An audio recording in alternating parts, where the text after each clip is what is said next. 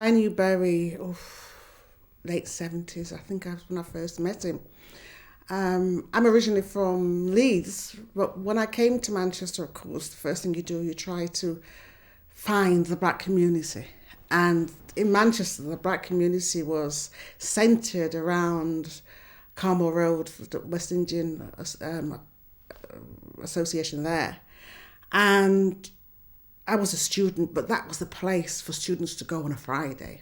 If you wanted to hear black music, if you wanted a good bop, you went to Carmoor Road on a Friday night. So it was a kind of combination of two things. One, you're a student and you want to go somewhere exciting on a Friday where all the crowd was. But also, as a black person, you wanted to find the black community, and coincidentally, the two were in the same place.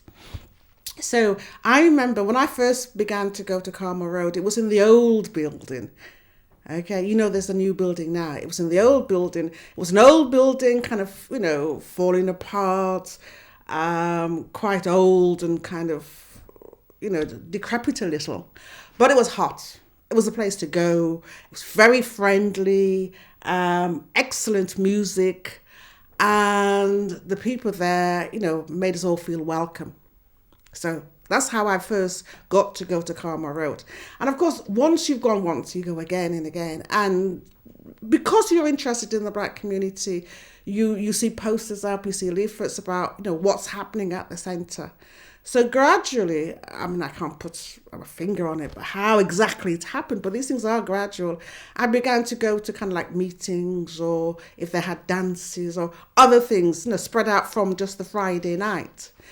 And of course, I got to know the people who were organising events at the centre.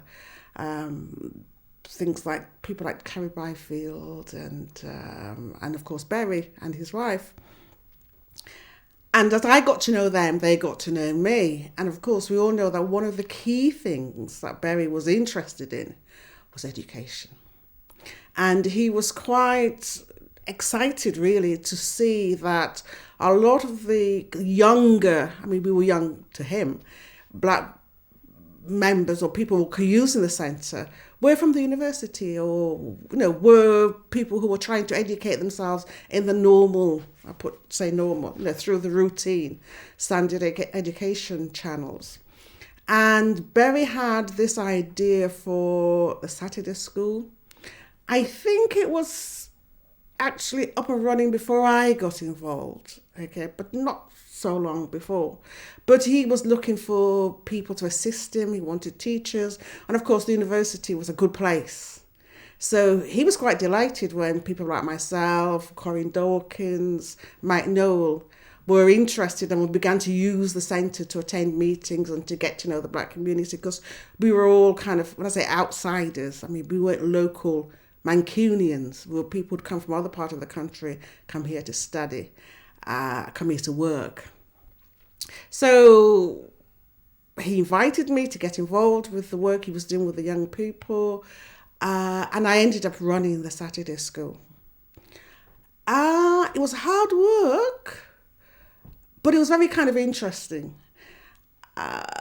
When I had begun to think about what I was going to do as a kind of career, everybody said, oh, you should go into teaching, you should go into teaching. And I thought, if everyone is pushing you in that direction, just being young and silly, you automatically want to do something else.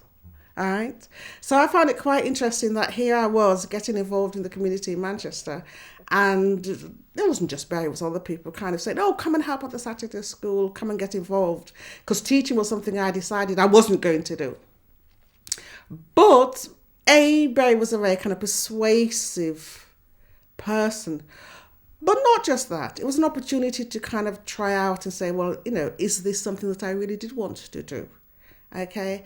And it wasn't just about being a teacher. There was the kind of the politics behind it. Barry was interested in education, but he was even more interested, if I could put it that way, in what education represented. He was interested in black people knowing who they were, where they'd come from, what their history was, who their heroes were. And the Saturday school took all that on board. It wasn't just about, can you spell? It wasn't just about, can you add up, do you know your maths? How are you doing in school? It was wider than that. It was about giving people a sense, the young people who attended, and indirectly their parents, giving them a sense of what we as a black people, who we were, what we were doing, what we had achieved. And that was a very kind of seductive thing. Okay, because part of that was, for me, I was learning that as well. In actually organising the school, organising the classes, doing the kind of admin side of it.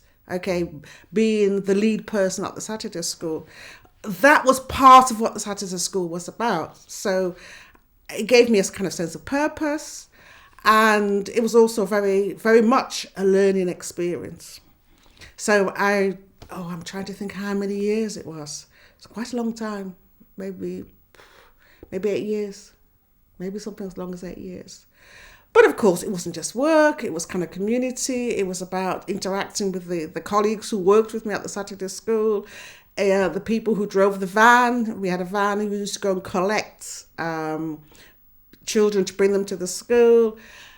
It was about the continual struggle for funding. And you really had to kind of take your hat off to Barry, because there were many times you wondered, how are we going to afford to buy the books we want? How are we going to afford to organise the trips that we wanted to take the children on? Even to things like petrol for the van. How are we going to afford it? It was a constant struggle, but Barry wouldn't allow that to stop anything. He'd say, girl, leave it with me. And he begged, persuaded, cajoled, but we had the money to do the things we needed to do.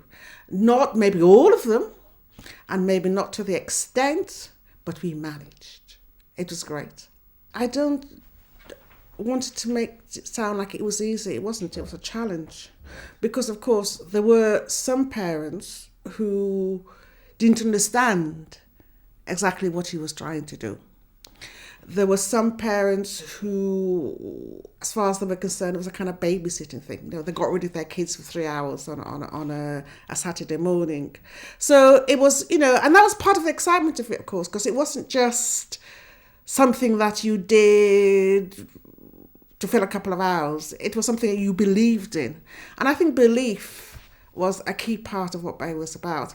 He believed in the value of what he was doing. And as I said, this was all part of an extended kind of definition of what education was. It was for the kids, but it was also for the parents, and it was for the wider community. And I think that part of the testimony to the influence of the Saturday school is that we began to hear about other Saturday schools up and down the country. I'm not saying that Carmoor Road was the first.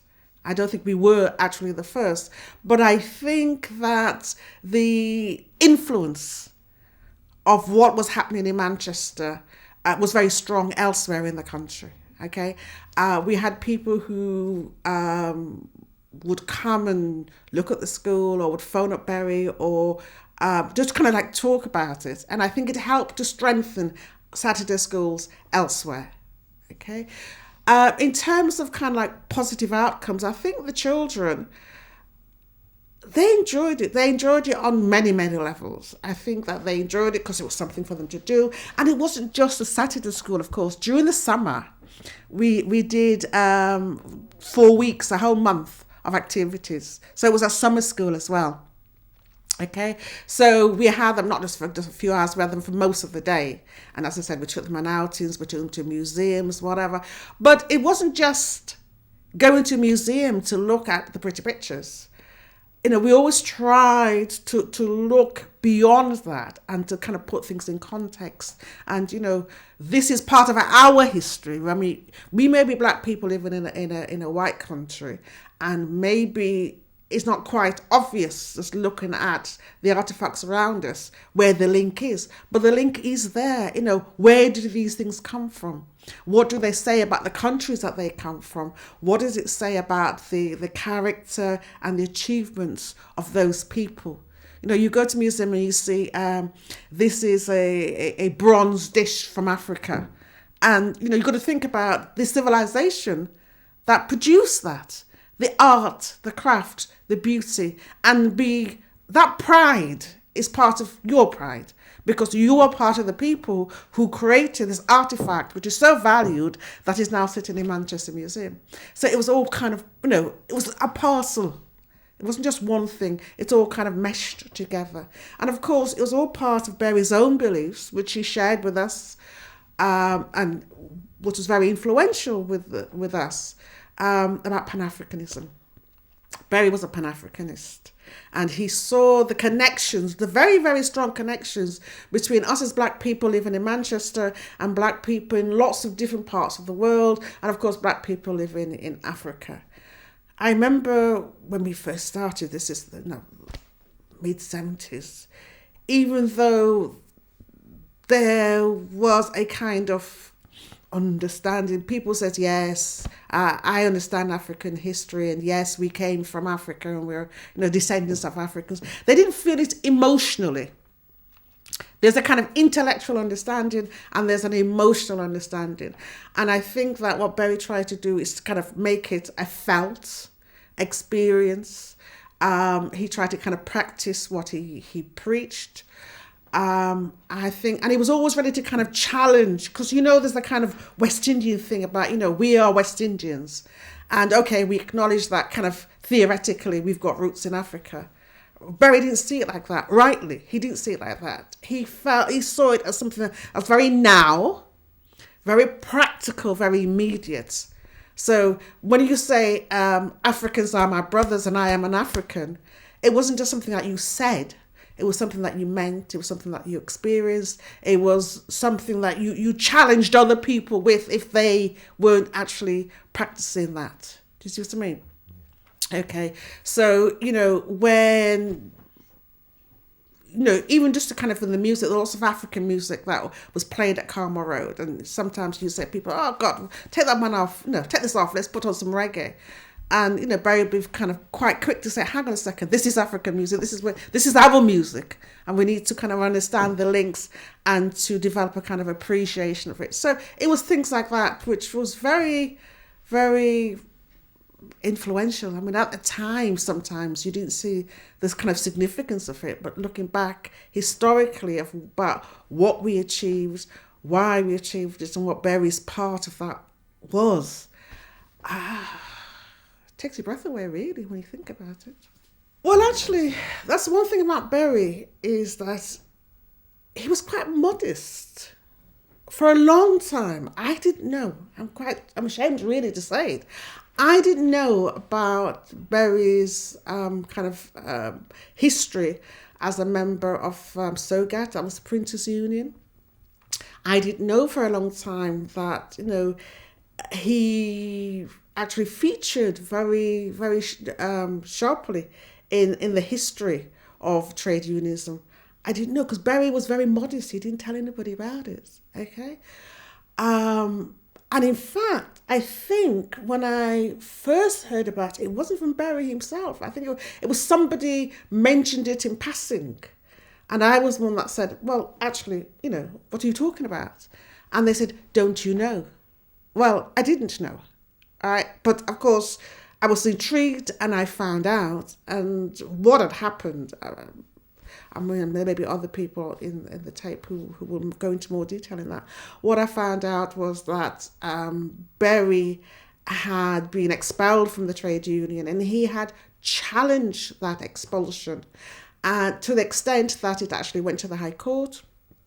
And that one of the judges, Lord Denning, had found in his favour, had censored the trade union, and had made him quite, at that time, a kind of significant award because of the way he had been treated. Now, I mean, I'm a trade unionist, that's what I do now, right? But I've always been kind of interested in the history of kind of workers' struggles. I was very impressed, but Berry was very kind of modest about it. As far as he was concerned, that was something that, okay, he was a younger man, it had happened, And he wasn't prepared to, he didn't want to talk about it in any kind of boastful way. I mean, he acknowledged it had happened, but he felt a bit kind of shy and modest about people giving him too much praise about it. But it was an amazing thing. I mean, as somebody who currently works in the trade unions, I know that, like any organisation, they hate to be challenged. And I also know, even though I'm a black person and I work there, I also know there's a lot of kind of residual, although they would tell you that they work very hard and they have an anti-racist stance. But there is racism there. I mean, we live in a society where racism is, what's that phrase, institutionalized. Okay? So when you think about Berry in, the 60s, standing up as a kind of so black man and saying, the way you have treated me is unacceptable and I will not take it lying down. It's so admirable. But of course, that was Berry all the way. Everything he did was all about kind of challenging the education system, challenging people's perception of what it meant to be a Pan-Africanist, challenging people's perception about what it meant to be educated. If you're educated, how come you don't know your own history? Right? If you're educated, how come you're not doing your share to make sure that the next generation is also educated?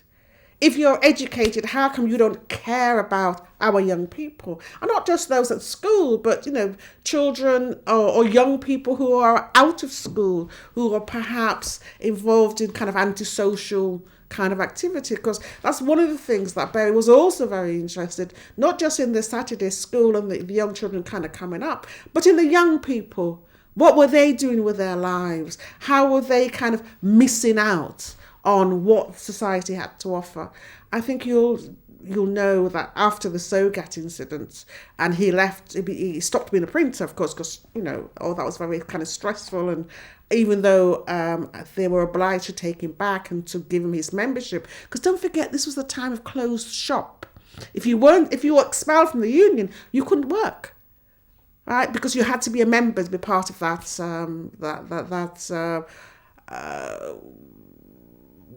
that job, that trade. If you weren't a union member, you couldn't be a tradesman. Anyway, after all that, and it must have been very kind of traumatic, he decided to do youth and community work. Right? So he was very interested in the experiences of young people on the streets of Masai.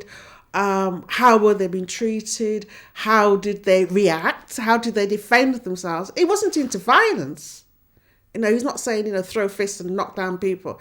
He was saying that, if wrong has been done to you, there are ways of challenging it. And the first thing to do is not just to accept it lying down, right? If someone has done you wrong, you need to kind of stand up and you need to use whatever channels are open to you. I mean, and Berry, I think you'll know, he was called, what was he called? Yes, Courthouse. Yes, because he went with many people to the court to speak on their behalf. He was an advocate, that was it. He was an advocate for people who found themselves at the wrong end of the system, people who had appeals about things like housing, things like, their children hadn't been put into the right school or their applications had been turned down. So people had grievances about the way the community and the wider society was treating them. Right? He was very influential in encouraging those people to challenge the injustices that they were experiencing. And of course, it wasn't just words. He was there shoulder to shoulder. If you had to go to a hearing, he would come with you and he would be your advocate. He would speak on your behalf and he would help you. And because these things are often very kind of nerve-wracking. Sometimes you know what you want to say, but you're confused or you're nervous or you feel kind of overawed by the formality of the occasion. Berry would go in there and he would support these young people. And in many cases, I mean, none of us win every case every time. But he was very influential and very effective in getting a lot of these very negative decisions and negative situations that lots of people were experiencing, in helping them to challenge it and to achieve some kind of justice. As I said, he was very interested in kind of black history and black achievements, and he felt that that should be celebrated. And what he used to organise is every year we would have like a festival of African culture. This was Africa Week. It would be done at Carmoor Road. We'd have, actually, it's a pity that no one's kept a copy of all the leaflets and the posters that was done for Africa Week over the years. They were absolutely brilliant. I'm not sure who the artist was, or I think there were a number of different artists who put the materials together. But, every year you'd see these new posters as kind of Africa Week, okay? And there'd be a week of activities. There'd be food, there'd be singing, there'd be poetry, readings, there'd be books on sale, there'd be dancing and singing. And Berry would organise this every year for, I don't know, maybe 8-10 years, Africa Week. It was always, well, not always, it was usually very, very well attended. It was that kind of highlight of the activities that went on at Carmoor Road for many, many, many years. And of course, it was all part of his, you have to admire that man's work. I don't know how he found the funding. It was like every year, it was a struggle to find the money to put this activity on. Every year, we'd kind of bite our fingernails and worry about how we were going to do it. But every year we did it. And it was Berry's kind of energy and determination and kind of commitment to actually having a kind of cultural celebration of who we were, where we had come from, what we wanted. It was that determination that was at the kind of the thrust that ensured that every year that happened. Okay? Now, we have this kind of more recent thing about kind of Black History Month. But long before people had Black History Month, we had Africa Week at Carmoor Road. And I think that the two kind of morphed into each other. I think, when you've got a good idea, when there's something kind of like positive and vibrant, other people know about it and other people want to get involved. And other people, I wouldn't say pinch the idea, but they want to be involved and they want to, in a sense, take it to the next level and have an input. So that's my understanding of what's, where the Black History Month comes from and my recollection of what used to happen at Carmoor Road and Berry's contribution to that. It was wonderful. On the Sunday, we used to have the food day. I think it was on a Sunday. The end of the last event, I think it was on the Sunday. Or was it on the Saturday? I forget which day it was. But at the last... and you would have, the tables would be groaning with food. And it wouldn't just be Caribbean food. He made sure that there was a fantastic range of food. And there was opportunity to kind of taste things that, you didn't know what they were. You know what I mean? I mean, we all like to think that we black food is black food, but black food isn't just black food. We all do things slightly different. It's maybe the same ingredients, but we cook them kind of slightly different. And of course, there's lots of fufu and jollof rice and stuff, and things that, you wouldn't normally have the opportunity to have unless you had say Nigerian friends or West African friends generally, or you went to an African restaurant. I mean, it's not something that you would get the opportunity to eat. And things like souse. I mean, I'm from Jamaica, I don't eat souse very often, but I'd love when we had the food festival, all these things, you get the opportunity to sample them. It was wonderful. It really was interesting. And, you see people trying not to kind of jostle so they could get to things first, and before the planting ran out or whatever. The food bit in particular, the food day was very exciting and lovely. And of course, I mustn't forget the emphasis on books. When he had Culture Week, this was Culture Week, there was always a bookstall And what Barry would do, he would invite people he knew from London to come up and to bring pictures, books, artifacts. Now, that's one of the things, and I know Barry, he's talked to me about it on several occasions, that we were, in Manchester, we were always very, very sad that we never had a black bookshop. We had one for a very short time at Brooks Bar, but for various, in terms of a business venture, it was very difficult to make books profitable. Okay, so we were never able in Manchester to have a black bookshop in the community, which was there as a resource for the community. But what Barry did, he always made sure that, whenever there was any kind of event, and especially during Culture Week, this week of exciting activities, there was always a bookshop. And, you could buy, as I said, not just books, but paintings and clothing and artifacts, jewellery, carving. And it was so exciting. It was just so exciting because you knew that every year there was something kind of slightly different, and you could kind of replenish your collection, and things that you'd seen elsewhere and you really admired, they'd be there for sale.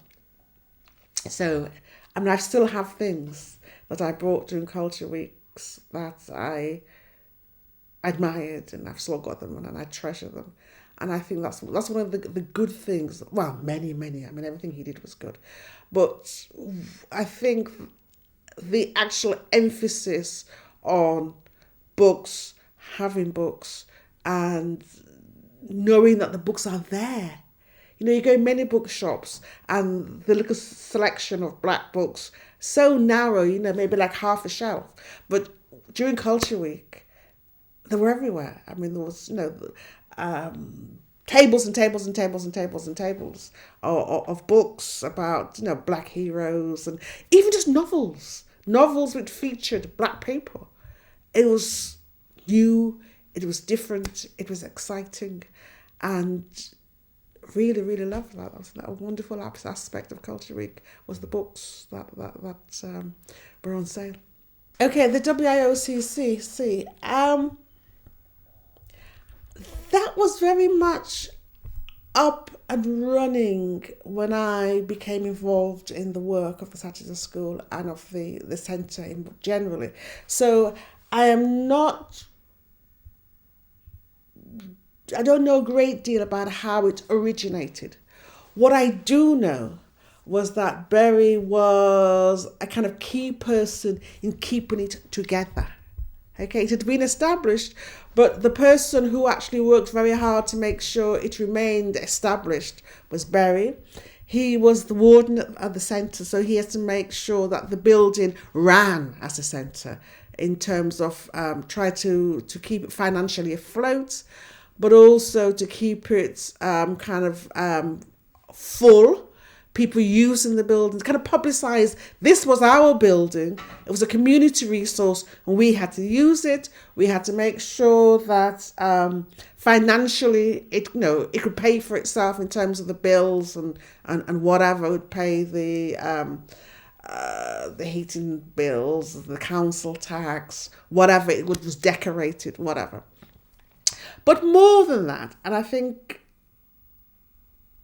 what was my recollection of what was so significant about what Barry did is that not just only helping it to get established, not only just helping to keep it going as a warden, that was part of his job, but also to encourage people not to abandon it when other centres, as the community developed and as it grew and people got a kind of sense that, yes, they had a say and they could influence what was happening. Okay? You had things like the West Indian, the Westwood Street became, it was more kind of central in Moss Side. So there was a time where you could see that people were drifting away from Carmoor Road. And they were thinking, if we had an event to put on, we can more easily put it on at Westwood Street. Okay? And Berry was a very key person in actually kind of reminding the community, not, he wasn't saying to people don't use Westwood Street. No. What he was saying is that, we have two West Indian centres. We must remember our history. We must remember how hard we fought to get this one. We must do what we can to keep it open, keep it available for the community. And there was a kind of big struggle, which he was kind of quite a key player in making sure that Westwood Street remained and still remains. It's still there, right? But I venture to think that if it wasn't for Berry, it would long ago have been kind of forgotten about and people would have migrated. The black community has kind of spread out, not just concentrated now in Moss Side and Old Trafford. I mean, people are insane. They live all over Manchester. The black people in Manchester live all over Manchester. But Carmoor Road is there as a kind of like focus. It's part of our history. There's still a need for it. And I think that he was very keen to show people that there was still that need was still there, and that it was part of their history, and it needed to be cherished, and it needed to be maintained. And it was a battle, and he won that battle. It's still there. It's still being used at by the black community. It's still a focus for a Saturday school, but he had to fight for it, and he won. Remember I was saying to you earlier about Berry's love of books. And I think that was a kind of fitting tribute to Berry after he died, that they determined that the library, we've always had a library, I'm going to say always, as part of the Saturday school, the books that were used in the Saturday school and the kind of reading books that we encouraged the kids, and whenever we had a culture week, we'd buy a few books and put it in the library. Okay, so there was always a small collection of books at the West Indian Centre. But of course, it wasn't massive. We didn't have the funding to make it as varied and as big as we wanted to. But it was always there as a kind of key, like a kind of kernel of books for the Saturday school, and for other people who wanted to borrow it. So when Berry died and they were looking for ways of kind of remembering him, and it was very appropriate that setting up and trying to establish a library, a bigger, more varied library at Carmoor Road, it was decided that was a fitting way to do it, a fitting tribute to him. And I think where he is now, he would have appreciated it, and I'm sure he does still appreciate that. It was done in his memory to honour him, and it was very well deserved. What you always remember about Berry is that the thing that always at the front, he was such a big man. He was a big man. I mean, physically, I don't know, maybe 6'2", 6'3", 6'4". He was a big guy, and he had a smile, right? A very kind of warm smile. So, as quite apart from him being a kind of community leader, quite apart from his kind of like politics, as a person, he was very warm and friendly. He was very attractive. People have an attractive personality. So if he was in a room, you'd know he's in a room because he had that presence. And he could. When you're trying to think of a joke, you can never think of it. But he was quite amusing, quite funny. We would not be kind of roaring with laughter, but there'd always be a kind of like warmth and a smile and a little laugh when Berry was around, because he has kind of amusing ways of putting things, and he was quite jolly. I mean, it's a strange word to use about somebody who could be quite serious when he had to be. But when you socialise with him, and of course, there was a lot of kind of political work went on at at Carmoor Road, but there was also a lot of kind of social occasions, weddings and meetings, and just like a kind of get-togethers, and we sit down and have a drink, and he'd like to have a drink, and he'd kind of reminisce about when he was a young man, and he was always teasing his wife about how, when he first saw her and how wonderful she looked, and they were always kind of like teasing each other about their romantic liaison and when they were teenagers and how they got together and whatever. Because she's quite small and he's quite big, and we teased him. He was a shot putter, so he needed that kind of muscular strength. And we were saying, you could lift her and throw her over your head because she's so small and you're so big. We had a lot of fun. We had a lot of fun with Barry. He was also very, very hospitable. So if we wanted to have a kind of committee meeting or 2 or 3 of us to get together to plan something, he'd say, come round to my house. And we'd go round to his house, and his wife, there's always been kind of lots of tasty food, and we'd sit and we'd just chat, He would talk about his travels in Africa. He'd been to Africa several times. He had lots of carvings. His house was full of lots of carvings. And he'd talk about where he'd been and how he'd bought them and whatever. He would never want to kind of talk about himself. He was quite kind of modest in that way. But, once you were kind of like social, if you asked him, he'd be quite amenable to kind of chit-chatting about when he was young and places he'd been and things he'd done, places he'd met. He was a lot of fun. He was a nice person to know and a nice person to have around. And I will always remember the kind of horrible shock when he died. There was something very kind of tangible. People said, no, you're wrong. No one could believe it.